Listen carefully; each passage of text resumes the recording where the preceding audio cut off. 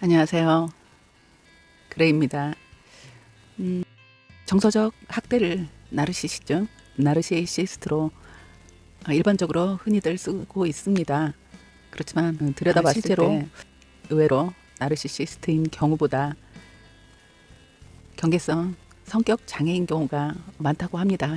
나를 괴롭히는 직장 내의 상사, 끝없는 간섭과 집착으로 통제권을 휘두르는 부모, 별이라도 따줄 것처럼 그렇게나 달콤하게 하더니 결혼 후에 웃는 얼굴 한번 보여주지 않고 간섭하고 집착하고 불만만 늘어가는 배우자, 정신적으로 너무 힘들고 학대받는 기분이 들 때 우린 주변에서 나르시시스트 아니냐고 한마디 거드는 소리를 듣거나 인터넷 검색으로 보거나 동영상 등을 보시죠.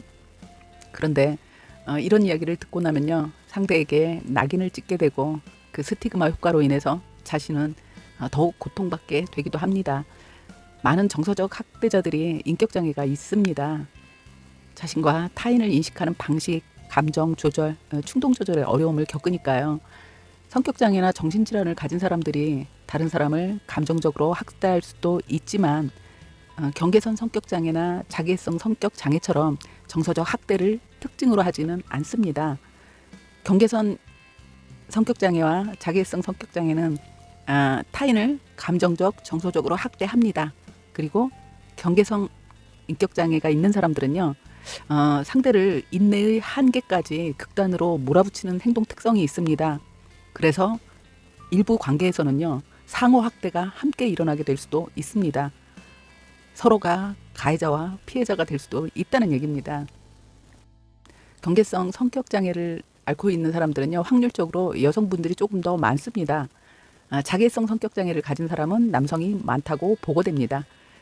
왜냐하면 거의 모든 사회에서 남성은 자신의 감정을 공개적으로 표현하는 걸 금지당하면서 성장하지 않습니까? 그런 영향으로 추측되어지고 있습니다. 그렇지만 근래에는 그 폭이 점점 줄어들고 있다고 하긴 합니다. 그런 영향으로 대부분의 남성은 자신의 감정을 억제하고 다른 사람에게서 상처를 받지 않기 위해 자신을 보호하고 강력한 방어막을 쌓을 가능성이 커지죠. 그 방어벽이 자기애성 성격장애의 특징으로 나타납니다. 반대로 여성은요, 고통이나 두려움과 같은 이런 감정을 표현할 수는 있지만 분노를 표현하는 건 자제당합니다. 그러다 보니 분노를 스스로에게 돌리게 되고, 그래서 자존감이 낮아지고 치심을 동반한 우울증으로 고통받을 가능성이 더 커지죠. 이런 세 가지 증상이 경계성 인격장애로 고통받는 사람들의 특징이기도 합니다. 경계성 성격장애를 가진 사람이 관계를 맺을 때 가장 전형적으로 나타나는 패턴은 금사빠라고 하죠. 사랑에 금방 빠집니다. 그리고 사랑의 표현에 아주 적극적입니다. 매일 애인을 만나고 싶어 하고 상대에게 자신의 지나온 시간 아니면 자신의 어려운 일, 자신만이 가지고 있다고 생각하는 어두운 비밀, 이런 걸 상대와 빨리 공유하려고 합니다. 그리고 결혼이나 동거를 빨리 하고 싶어 하죠. 그야말로 어떤 경계선이 없는 것처럼 보여집니다. 그런데 파트너의 마음을 사로잡았다고 생각하거나 파트너에게서 어떤 일정한 약속을 받아내었을 때 전형적 경계성의 특징이 나타나기 시작합니다. 갑자기 거리를 두고 상대에게 비판적으로 나오고 우리의 관계를 다시 생각해보자고 이렇게 이야기하곤 합니다. 혹은 그때까지 자신이 더욱 적극적이었던 잠자리를 거부하기도 합니다. 그러면서 너무 일찍 시작한 이 잠자리 때문에 네가 나를 좋아하는 척하는 거 아니냐, 상대방을 의심하기 시작합니다. 그러면서 나를 혹시 이용하는 거 아니냐, 너는 그것 외에는 내게 별로 잘해주는 것 같지 않다고 상대를 비난하기도 합니다. 상대가 하는 모든 일에서 잘못을 찾아내기 시작하고요. 상대가 정말 자신을 사랑하는지에 대해서 계속 의심하고 질문합니다.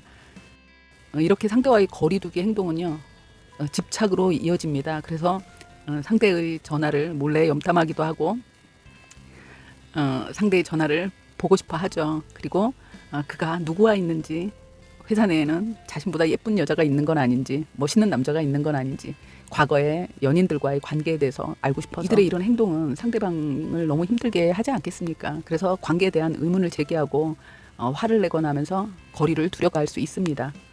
그런데 이런 일이 발생하면요, 이들은 또 갑자기 두려워집니다. 왜냐하면 버림받을 것에 대한 두려움이 느껴지는 거거든요.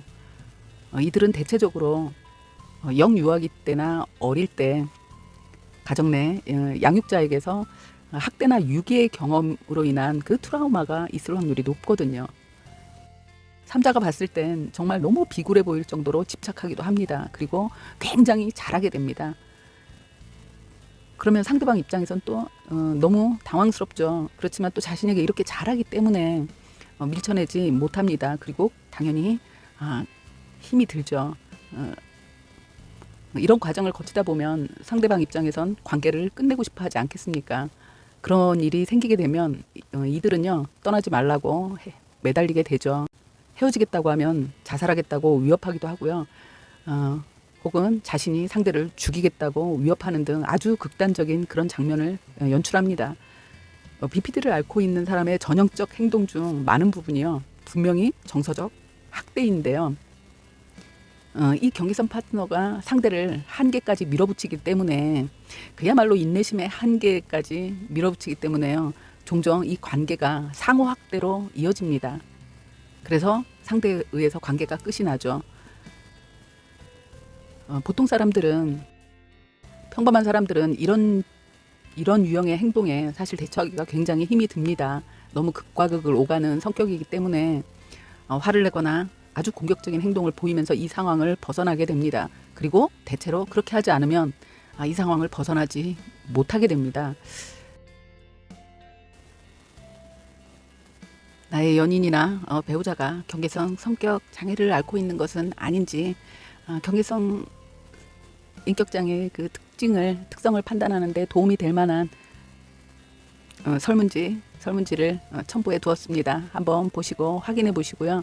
또 이런 유형의 사람과 20년, 10년, 20년 오랜 동안 부부 생활을 하다 보면요, 자신도 비슷한 성향을 보이게 될 수 있습니다. 의식하지 않은 사이에.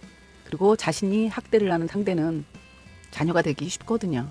그래서 자신의 상태를 한번 점검해 보는 것도 좋지 않을까, 그렇게 생각합니다. 감사합니다. 궁금하면 유튜브에 댓글 달고 좋아요랑 구독 부탁.